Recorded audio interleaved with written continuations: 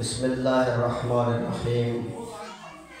अल्लाहुम्मा कुल्ल वलियका अल-हुज्जत इब्न अल-हसन सल्लवातुका अलैहि व अला आबाइहि फ़ी हाज़िहि स्साअति व फ़ी कुल्लि स्साअ वलिय्यन व हाफ़िज़न व क़ाइदन व नासिरन व दलीलन व ऐना हत्ता तुस्किनहु अर्ज़क तवआ व तुमत्तिअहु फ़ीहा तवीला।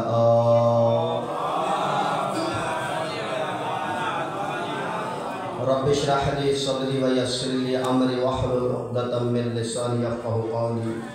बिस्मिल्लाहिर्रहमानिर्रहीम। अल्हम्दुलिल्लाहिल्लज़ी हदाना लिहाज़ा व मा कुन्ना लिनहतदिया लौला अन हदानल्लाह। लक़द जाअत रुसुलु रब्बिना बिल हक़्क़ वस्सलातु वस्सलामु वत्तहिय्यतु वल इकराम व अला सय्यदिल अस्लिल मा फ़िल वजूद सिर्रल्लाहि फ़ी कुल्लि मौजूदिन नुक़्तति दाइरतिल वजूद साहिब लिवाइल हम्द वल मक़ामिल महमूद मौला व मौला थक़लैन जद्दिल हसन वल हुसैन अबिल क़ासिम मुहम्मद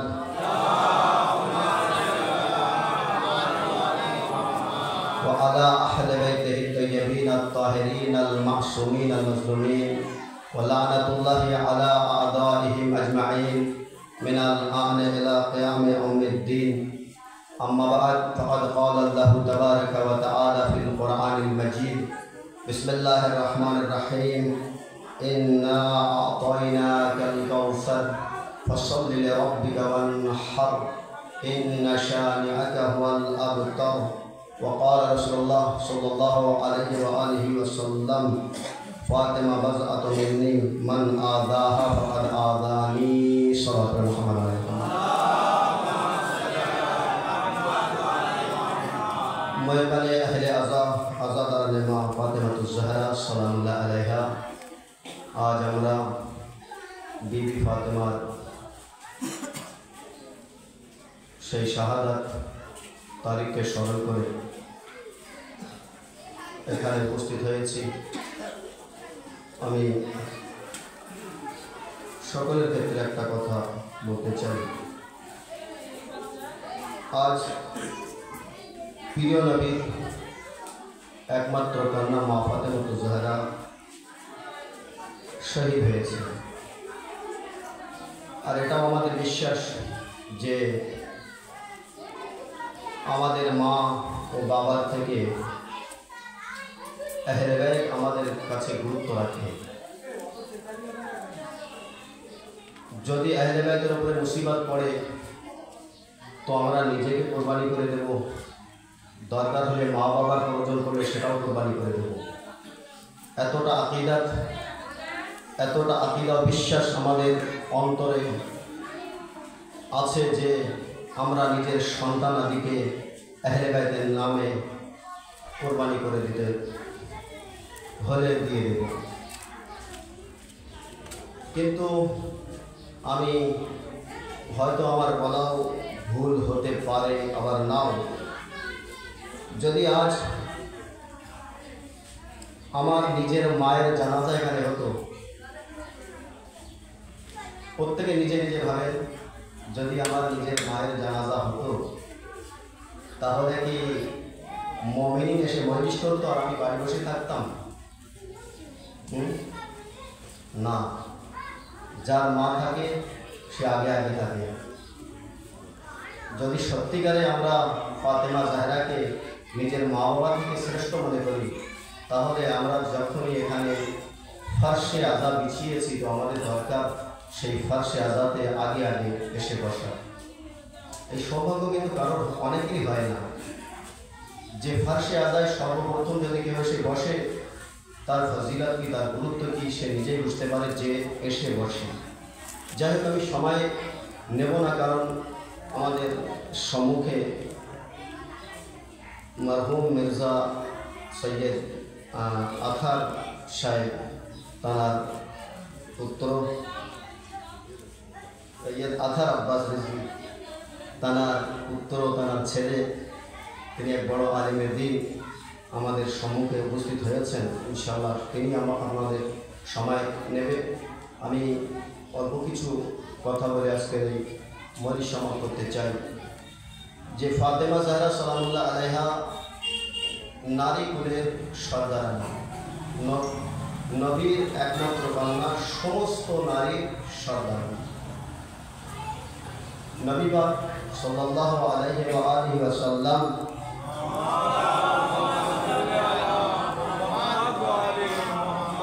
তিনি চারজন নারীর কথা বলেছেন যে শ্রেষ্ঠ নারী চারজন। এক জনাবে মারিয়াম, আর দুই জনাবে আসিয়া, তিন জনাবে খাদিজা, আর চার নাম্বার হচ্ছে মা ফাতেমা জাহরা। চারজন নারীর শ্রেষ্ঠ কথা বলার পরে হাদিস এখানে সমাপ্ত হয়নি, শেষ হয়নি। হাদিস আগে আছে, কি আছে? যে ইয়া রাসূলুল্লাহ চারজন শ্রেষ্ঠ ঠিক আছে, যেমন নবীগণদের মধ্যে রসুলেরা শ্রেষ্ঠ, রসুলদের মধ্যে উলুল আজম পয়গম্বরগণ শ্রেষ্ঠ, আবার উলুল আজম পয়গম্বরগণদের মধ্যে নবী পাক শ্রেষ্ঠ। তো ইয়া রাসূলুল্লাহ চারজন মহিলা তো শ্রেষ্ঠ ঠিক আছে, কিন্তু এই চারজন মহিলার মধ্যে কে শ্রেষ্ঠ? তো আল্লাহর রাসূল বললেন মা ফাতেমা জাহরা সালামুল্লাহ আলাইহা, সাল্লাল্লাহু মুহাম্মদ ওয়া আলা কারণ আল্লাহ তাবারাক ওয়া তাআলা আহলে বাইতের পরিচয় কিন্তু মা ফাতেমা জাহরা সালামুল্লাহ আলাইহা দ্বারা করিয়েছেন। আল্লাহ তাবারাক ওয়া তাআলা আহলে বাইতের পরিচয় রাসূলুল্লাহ কখনো আলীর জন্য বলেন ইয়া আলী আনতা মিন্নি, হাসানের জন্য বললেন ইয়া হাসান আনতা মিন্নি, হুসাইনের জন্য বললেন ইয়া হুসাইন আনতা মিন্নি। হ্যাঁ, হাদিস শুনে থাকেন তো আপনারা। ফাতেমার জন্য বললেন ফাতেমা বাযাতু মিন্নি, হাদিস শুনে। কিন্তু আহলে বাইতের পরিচয় কোনদিন শুনেছেন? আহলে বাইতের পরিচয় কার মাধ্যমে হয়েছে? আহলে বাইতের পরিচয় প্রথম আল্লাহ তাবারক ওয়া তাআলা করিয়েছেন জিবরাইলের মাধ্যমে। কখন? যখন চাদরে কাথির মা ফাতেমা জাহরা সালামুল্লাহ আলাইহা চাদরের নিচে পঞ্চতনে পাক রাসূলে খোদা আলী মুর্তজা, ফাতেমা জাহরা, হাসান মুস্তাফা, হুসাইন সাইয়্যিদুশ শুহাদা একত্রিত হলেন। জিবরাইল আমিন নাজিল হলেন, জিজ্ঞাসা করলেন ইয়া আল্লাহ এরা কারা? মান হুম তাহতাল কেসা, এই চাদরে কাথিরের নিচে কারা? আরে যে জিবরাইল হাসান হুসাইনের দোলনা দোলাতে আসতেন, যে জিবরাইল ফাতেমা জাহরার চাকরি ঘোরাতে আসতেন, যে জিবরাইল রাসূলুল্লাহর কাছে আয়াত নিয়ে নাযিল হতেন, সেই জিবরাইল আজ কাউকে বুঝতে পারছে না। এ আল্লাহরা কারা? না, বিষয় হচ্ছে যে জিবরাইল আল্লাহর মুখ থেকে শুনতে চায় যে তাদের পরিচয় কি, আহলে বাইতের পরিচয় কি, আহলে বাইতের পরিচয় কি। তো আল্লাহ তাবারক ওয়া তাআলা হুকুম নাযিল করলেন কি? জিবরাইল যায়, জিবরাইল হুম ফাতেমা ওয়া আবুহা ওয়া বালুহা ওয়া বানুহা। ফাতেমা আছে, ফাতেমার বাবা আছে, ফাতেমার স্বামী আছে, ফাতেমার দুই পুত্র হাসান ও হুসাইন আছে। ভাই এই পর্যন্ত দুনিয়ার মানুষ মুহাম্মদকে চেনে, আলীকে চেনে, হাসান হুসাইনকে চেনে, তারা বাইরে যেতেন, কিন্তু ফাতেমা তো ঘরেই থাকতেন। কিন্তু আজ আহলে বাইতের যখনই পরিচয় হচ্ছে, আল্লাহ তাবারক ওয়া তাআলা কার দিয়ে পরিচয় করাচ্ছেন? ফাতেমার নাম নিয়ে। যে ফাতেমা বাযাত ফাতেমা হুম ফাতেমা ওয়া আবুহা ওয়া বালুহা ওয়া বানুহা, ফাতেমা আছে, ফাতেমার বাবা আছে। আমরা বাড়ি যখনই কোনো ব্যক্তির পরিচয় করাই, তো সর্বপ্রথম সেই বাড়ির গুরুজনের নাম নেই আগে, তারপরে পরিচয় করায়। কিন্তু এখানে ফাতেমার নাম নিয়ে আল্লাহ তাবারক ওয়া তাআলা পরিচয় করাচ্ছেন।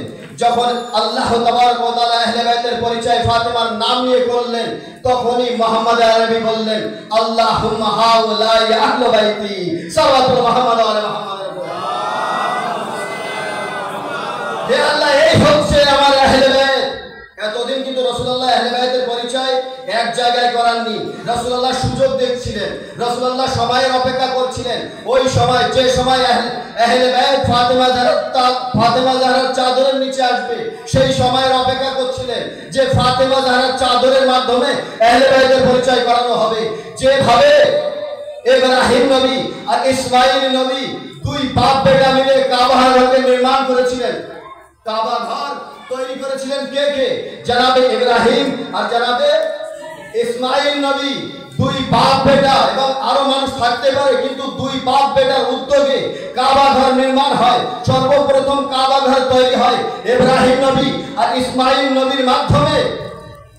কাবা ঘর যখন তৈরি হয়ে যায়, জঙ্গল ছিল, মরুভূমি ছিল, তো সেই সময় কাবা ঘরের সম্মানের খাতির আশেপাশের মানুষ সব সেই জায়গায় বসতি শুরু করলো। বিশেষ করে কাবিলায় জুরহাম, এই কাবিলা ওখানে এসে বসতি শুরু করলো। আচ্ছা, তাদের ঘর বাড়ির আকৃতি কেমন ছিল? তারাও কাবার মতো ঘর তৈরি করা শুরু করে দিল। তারাও ঘর তৈরি করলো কেমন? যেমন কাবা ঘরের আকৃতি ছিল সেই ডিজাইন মোতাবেক তারা নিজের বাসা, তারা নিজের ঘর তৈরি করলো। মানুষ যখন দূর দূরান্ত থেকে ওই কাবা ঘরের জিয়ারত করতে আসতো, তো যারা চিনত তাদের তো কোনো অসুবিধা ছিল না, তারা ডাইরেক্ট সেই ঘরে আসতো আর আল্লাহর ঘরে জিয়ারত করতো। কিন্তু কিছু মানুষ যারা প্রথমবার আসছে, তো তারা তো ডাইরেক্ট কাবা ঘরে এসে জিয়ারত করতে পারছে না, তো জিজ্ঞাসা করে যে ভাই, সব ঘর তো একই রকম দেখতে, সব ঘর তো একই রকম, এখানে আল্লাহর ঘর আছে, কাবা ঘর আছে, সে কাবা ঘর কোনটি? তো যারা ভালো মানুষ ছিল তারা বলতো যে ওইটা কাবা ঘর, ওখানে চলে যাও। তো মানুষ সেখানে যেয়ে আল্লাহর ঘরে জিয়ারত করে ফিরে আসতো। কিন্তু সব মানুষের মেজাজ, সব মানুষের চিন্তা ভাবনা তো একরকম হয় না। কেউ হাসি ঠাট্টাও এই জিনিসটা রাখে, রহস্যের মধ্যে রাখে। তো ওই সময় আরো মানুষ এসেছে, সেই মানুষকে, অন্য মানুষকে যখন জিজ্ঞাসা করা হলো ভাই কাবা ঘর কোনটা, তো দেখিয়ে দিল অন্য একজনের বাড়ি। সে যে সেই ঘরকে তাওয়াফ করলো, সেই ঘরে জিয়ারত করলো, জিয়ারত করে ফিরে যায়। তো এক সময় এক ব্যক্তি যে ইসমাইল নবীকে ভালোবাসতেন, সে দেখে নিল যে এই বিষয়টা দেখার পরে ডাইরেক্ট ইসমাইল নবীর কাছে আসলেন। ইয়া নবী আল্লাহ, গজব হয়ে গিয়েছে। বলে কি হয়েছে? বলছে এই হয়েছে যে আজ কাবা ঘরকে বাদ দিয়ে অন্যের ঘরের জিয়ারত হয়ে গিয়েছে। বলে তাই? তো ইসমাইল নবী কি করলেন? ইসমাইল নবী এই কথা শোনার সাথে সাথে মার কাছে চলে আসলেন। মাকে বললেন, মা আপনার চাদরটি দিয়ে দিন, আপনার চাদরটি দিয়ে দিন। ইসমাইল নবী মায়ের কাছে চাদরের কথা বললেন। যখন চাদরের কথা বললেন, তো মা জিজ্ঞাসা করলেন, বেটা এখনই তোমার চাদরের প্রয়োজন কেন? এই মুহূর্তে তোমার চাদরের প্রয়োজন কেন? বললেন, মা আজ গজব হয়ে গিয়েছে, আমি কাবা ঘরকে চিহ্নিত করতে চাই, এই জন্যে যে এখন কাবা ঘরের পাশে যত ঘর বাড়ি আছে সব কাবা ঘরের ন্যায়, কাবা ঘরের মতো দেখতে। অন্য লোকেরা যারা কাবা ঘরের শত্রু, তারা যারা কাবা ঘরে জিয়ারত করতে আসছে, তাদের অন্য ঘরকে দেখিয়ে দিচ্ছে। আজ অন্য ঘরে জিয়ারত করে মানুষ চলে গিয়েছে। এ মা, আপনার চাদরটি আমাকে দিন, আমি কাবা ঘরকে চিহ্নিত করব। বোঝা গেল কাবা ঘর চিহ্নিত হলো ইসমাইল নবীর মায়ের পর্দার কারণে, চিহ্নিত হলো ফাতেমা রাদিয়াল্লাহু চাদরের কারণে। সাল্লাল্লাহু মুহাম্মদ আলাইহি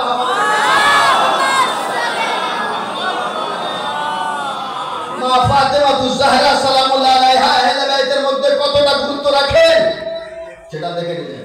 আর শুনবেন, একটি কথা বলে আমি মাসালের দুই একটি কথা বলে মাওলানা সাহেবকে মেম্বার ছেড়ে দেব, যে ফজিলত কি আছে মা ফাতেমাতুজ জাহরা। চারজন মহিলার কথা বলেছি, তার মধ্যে শ্রেষ্ঠ কে? ফাতেমা জাহরা। কিন্তু গুণগান কার হয়?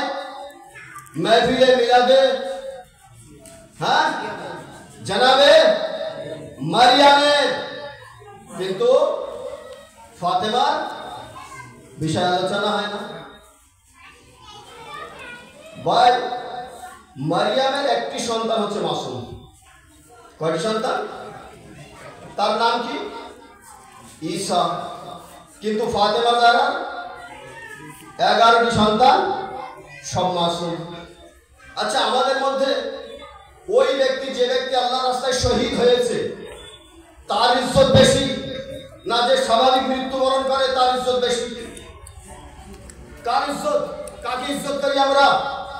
যে বান্দা আল্লাহর রাস্তায় শহীদ হয় তাকে বেশি ইজ্জত করি, তার মর্যাদা বেশি আল্লাহর কাছে। আল্লাহ তাবারক ওয়া তাআলা শহীদদের মর্যাদা দিয়েছেন, শহীদদের মর্যাদা দিয়েছেন, শহীদের মর্যাদা এবং রিস্ক নিজের তরফ থেকে শহীদের জন্য রেখেছেন। তো শহীদের মর্যাদা একজন স্বাভাবিক মৃত্যুবরণ করে তার থেকে উঁচু, তার থেকে বেশি। তো ঈসা নবী শহীদ হননি, ঈসা কিন্তু শহীদ হননি। আর ফাতেমা জাহরার সন্তানেরা সবাই শহীদ হয়েছেন শেষ ইমাম ব্যতীত। শেষ ইমাম ব্যতীত যত ইমাম ফাতেমার নসল থেকে আছে, সবাই কিন্তু শহীদ। এই মর্যাদা ফাতেমার জন্য আছে কি নেই? হ্যাঁ ভাই, ওই মা গর্ব করে যার সন্তান আল্লাহর রাস্তায় শহীদ হয়। আজ ইরান, ইরাক চলে যান, সন্তান আজকে কোরবানি দিয়ে দিচ্ছে, যখন হয়ে যাচ্ছে না গর্ব করছে মা নিজের সন্তানের প্রতি। ওই সন্তান, যে সন্তান আল্লাহর রাস্তায় কোরবানি পেশ করেছে। শেষ ফজিলত ফাতেমা আর মারিয়ামের মধ্যে, যে যখন ইমাম জুহুর করবেন, ফাতেমা যারা শেষ সন্তান জুহুর করবেন, তো আল্লাহর হুকুম হবে ঈসাকেও, মারিয়ামের সন্তানকেও। চতুর্থ আসমানে আছে না ঈসা নবী, কত আসমানে আছে? চতুর্থ আসমানে, কিন্তু বেঁচে আছে এখনো। আল্লাহ কিন্তু ঈসাকে মৃত্যু দেয়নি, ঈসা বেঁচে আছে চতুর্থ আসমানে। শেষ ইমাম জুহুর করবেন, যখন জুহুর করবেন তো ওই ঈসা নবী মারিয়ামের পুত্র, মারিয়ামের সন্তান জুহুর করবেন।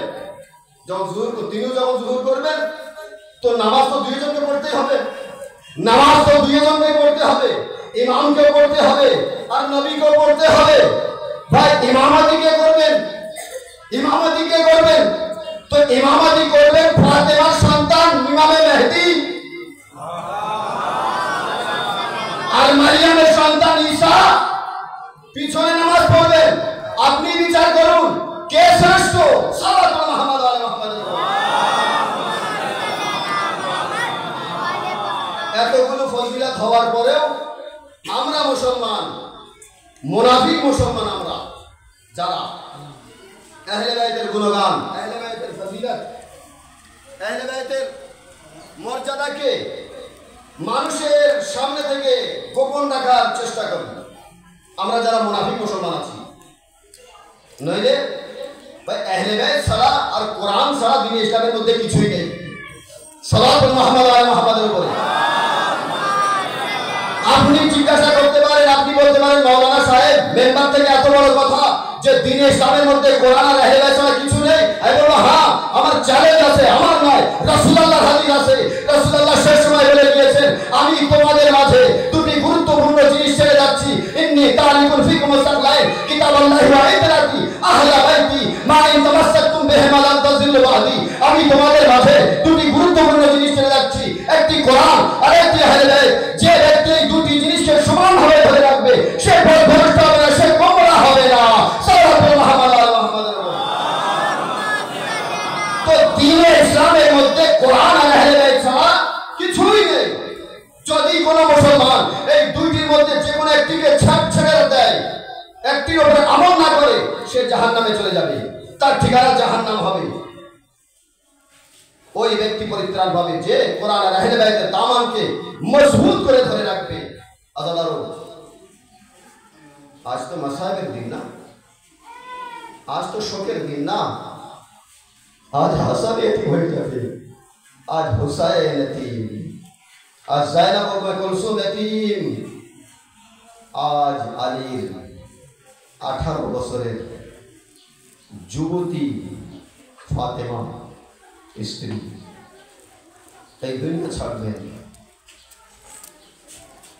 আলী নিশ্চয়ই যখন ফাতেমা জাহরার মৃত্যুর খবর পেলেন, ইন্তেকালের খবর পেলেন, তো আলী নিশ্চয়ই জোরে জোরে কাঁদলেন। আর যখন আমাদের ঘরে কেউ মৃত্যুবরণ করে, তো যখন শেষ নিঃশ্বাস, আমি মাসাব সবটাই পড়বো না, কিছুটা অঙ্গ পড়বো, তারপর মৌলানা সাহেব সবই পড়বেন ইনশাআল্লাহ। শেষ নিঃশ্বাস যখন আমাদের বাড়ির কোনো মানুষের বার হয়, তো সেই সময় হল্লা দিয়ে একটা কান্নার আওয়াজ ওঠে।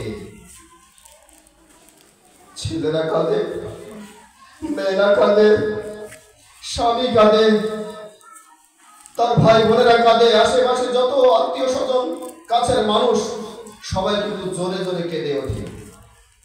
আলাদা হাসান হোসাইন যখন মা জাহেরা, হাসানের মা ইমাম হুসাইনের মা জাহেরা মৃত্যুবরণ করলেন, তো হাসান হোসাইন পাশে ছিলেন না। ফাতেমা মৃত্যুর আগে আসমাকে বললেন, আসমা দেখো আমার হাসান হুসেন চলে গিয়েছে, আমি কামরার ভিতরে যাচ্ছি, যতক্ষণ আমার মুখ থেকে তাসবিহ তাহলিলের আওয়াজ আসবে তো মনে করবে ফাতেমা বেঁচে আছেন, আর যখন আমার মুখ থেকে তাসবিহ তাহলিলের আওয়াজ বন্ধ হয়ে যাবে মনে করবে ফাতেমা বেঁচে নেই। কিন্তু আসমা, আমার দুই ছোট সন্তান হাসান হুসাইন তারা তো ছোট না, যখনই তারা আসবে ঘরে ফিরে আসবে তো তাদেরকে আগে খাদ্য খাইয়ে দিও, কারণ যদি তারা জানে যে তার মা মৃত্যুবরণ করেছে, শহীদ হয়ে গিয়েছে, দুনিয়াকে বিদায় দিয়েছে, তারা আর খাবার খাবে না, খাদ্য খাবে না। আসমা, আগে তাদেরকে খাদ্য খাইয়ে দিও। একটু পরে ঘর থেকে ফাতেমার সেই তাসবিহ তাহলিলের আওয়াজ বন্ধ হয়ে গেল। আরে আসমা, শাহজাদির এই অফাতকে কেমন ভাবে নিজের চোখে দেখলেন। দরজা খুলে দেখলেন ফাতেমার দুনিয়ায় নেই। আজাদ আরো দরজাকে বন্ধ করে দিলেন। হাসান হুসাইন দৌড়ে আসলেন, আসমা আমার মা উনি কোথায়? বললেন, বেটা হাসান হুসাইন এসো এসো, আগে দুটো খেয়ে নাও, তারপরে তোমার মায়ের সাথে দেখা করো। তো কি উত্তর দিলেন হাসান হুসাইন? বললেন, আসমা এই পর্যন্ত কি তুমি কোনোদিন দেখেছো যে আমরা মা বিনা খাবার খেয়েছি, আমরা মা বিনা খাদ্য খেয়েছি? তো আসমা চুপ হয়ে গেলেন। বললেন, বেটা দেখো ঘরের ভেতরে যে তোমার মা শুয়ে আছে। আরে হাসান হুসাইন ঘরের ভেতরে ঢুকে গিয়ে দেখলেন, আরে আমার মা আগে আমাদের দেখে জড়িয়ে নিতে, আরে আমার মা তো সোজা হয়ে শুয়ে আছে। চাদর খুলে নিয়ে দেখলেন, আরে আমার মায়ের নিঃশ্বাস বন্ধ হয়ে গিয়েছে, আরে আমার মা দুনিয়া থেকে চলে গিয়েছে। আদালারও জোরে জোরে কেঁদে উঠলেন। হ্যাঁ দাদারও, আলীর খবর ছিল না, আলী তো মসজিদে ছিলেন। হাসান হুসাইন কি করলেন? উঠে পড়লেন। কোথায় গেলেন? যেখানে বাবা আলী বসেছিল আলীকে বললেন, বাবা আমার মার নেই। আরে আলী জোরে জোরে মসজিদের ভেতরে করতাম করলেন। আরে আলী যখন জোরে জোরে কাঁদলেন না, তো এই মুসলমানেরা কি খবর রাখে না যে ফাতেমা মৃত্যুবরণ করেছে, এই দুনিয়া থেকে চলে গিয়েছে? না, প্রত্যেকে খবর রাখে। এদিকে আলী কাঁদছেন, এদিকে হাসান হুসাইন কাঁদছেন। আরে ঘর থেকে কান্নার আওয়াজ আসছে, সবাই খবর রাখেন। কিন্তু ফাতেমার ওসিয়ত ছিল যে রাতের অন্ধকারে আমার জানাজাকে দাফন করবে আলী। আলী কাউকে বললেন না যে তোমরা রাতের অন্ধকারে ফাতেমার জানাজায় শরীক হবে। তো আলী কি করলেন? চুপ হয়ে গেলেন, কান্নাকে বন্ধ করে দিলেন। কান্নাকে বন্ধ করার পরে বললেন, তোমরা যার বাড়িতে চলে যাও, নিজের বাড়িতে চলে যাও। আজাদ আরো সবাই এই আশায় ছিল যে ফাতেমার জানাজাকে আমরা দাফন করব। কিন্তু রাতের অন্ধকারে আলী হাসান হুসাইনকে বললেন, হাসান হুসাইন যাও সালমানকে ডেকে আনো। আরে ছোট্ট ছোট্ট বাচ্চাদের মা যদি মারা যায় তো তার বাবা তার ছোট্ট ছোট্ট বাচ্চাদের দিয়ে কোনো কাজ করেন না। কিন্তু আলী এত মজবুর ছিলেন ওই সময়। ছোট্ট হাসান হুসাইনকে বললেন, হাসান হুসাইন যাও সালমানকে ডেকে আনো। হ্যাঁ দাদারও, যখন মাইয়াত মৃত্যুবরণ করে, মাইয়াত হয়ে যায়, ওই সময় ঘরের বাড়ির সবাই জোরে কেঁদে ওঠে। কিন্তু আস্তে আস্তে এই কান্না কমে যায়। দাদার এই জিনিস আমরা দেখতে থাকি, আমাদের প্রত্যেকের এই অভিজ্ঞতা আমরা চোখে দেখি। কিন্তু আমি চুপ হয়ে যাই। কিন্তু একটু পরে, কিছু পরে যদি আমার ঘনিষ্ঠ আত্মীয় আছে, ঘনিষ্ঠ আত্মীয় আসলে তাকে জড়িয়ে ধরে আমার মাইয়াকে স্মরণ করে জোরে জোরে কাঁদতে থাকি। সালমান রাতের অন্ধকারে আসছে, আলী চুপচাপ বসেছিলেন। আলী কিন্তু কাঁদছিলেন না ওই সময়, কিন্তু সালমানকে দেখে সালমানকে জড়িয়ে বললেন, সালমান, আরে ফাতেমার দুনিয়ায় নেই। সালমানকে নিয়ে আলী ফাতেমাকে গোসল দিলেন, কাফন পরালেন। কাফন পরানোর পরে মওলায়ে কায়নাত সন্তানদেরকে বললেন, বেটা মাকে শেষ বিদায় দাও। যায়নাব উম্মে কুলসুম বললেন, মাকে বিদায় দিলেন। হাসান আগে বললেন, মাকে বিদায় দিলেন। হুসাইন দাঁড়িয়ে আছেন, হুসাইন দাঁড়িয়ে আছেন। না, এই পর্যন্ত আমি যখনই এসেছি আমার মা আমাকে দুই হাত পার করে আমাকে জড়িয়ে নিয়েছিল। আরে আজ আমার মা যতক্ষণ পর্যন্ত আমাকে না ডাকবে আমি যাব না। আরে কাপড় থেকে দুটি হাত বার হলো বেবা। হুসাইন এসো তোমার মায়ের করে। আরে হুসাইন মায়ের দুই হাত থেকে মায়ের লাশের উপরে পড়ে গেলেন। ও মা, ও মা, আজাদারো একবার আমার সোয়ালি হুসাইনকে মায়ের লাশ থেকে আলাদা করো। আরে আলী আগে বাড়লেন। আরে আলী বাপ ছিলেন না, বাবা ছিলেন না হুসাইনের। তো আলী কেমন ভাবে এক হাত দিয়ে হুসাইনের হাত ধরলেন, ধরে হুসাইনকে মায়ের জানাজা থেকে আলাদা করে দিলেন। হায় মজবুরি ছিল আমার আপনার মাওলা আলীর, যে মায়ের লাশ থেকে তার কনিষ্ঠ সন্তান, তার শহীদ সন্তান ইমাম হুসাইনকে আলাদা করে দিলেন। সায়ালামুল লাযিনা যালামু আইয়ামুল কালাবিন ইয়ানকালিবুন।